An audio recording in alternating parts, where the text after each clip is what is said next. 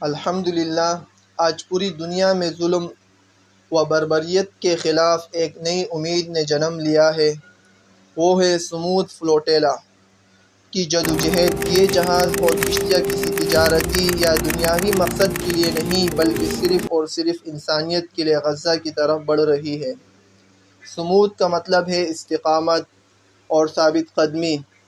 اس نام کے ساتھ نکلنے والا قافلہ یہ پیغام دیتا ہے کہ فلسطین کے مظلوم عوام تنہا نہیں، دنیا بھر کے انسان ان کے ساتھ ہیں۔ یہ فلوٹیلا ہمیں یاد دلاتا ہے کہ فلسطینیوں کا محاصرہ صرف ایک علاقے کا مسئلہ نہیں بلکہ پوری انسانیت کا امتحان ہے۔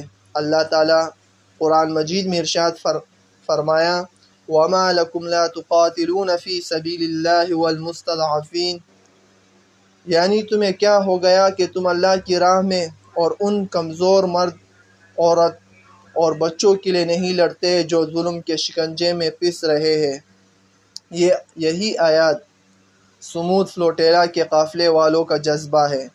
وہ اسلحے سے لیس نہیں لیکن ان کے دل ایمان، عزم اور انسانیت کے جذبے سے لبریز ہے۔ یہ قافلہ ظالم قوتوں کو یہ پیغام دے رہا ہے کہ فلسطین کا مسئلہ دبایا نہیں جا سکتا، غزہ کے مظلوم بچے بھولے نہیں جائیں گے، انسانیت کی آواز دنیا کے ہر کونے سے اٹھتی رہے گی۔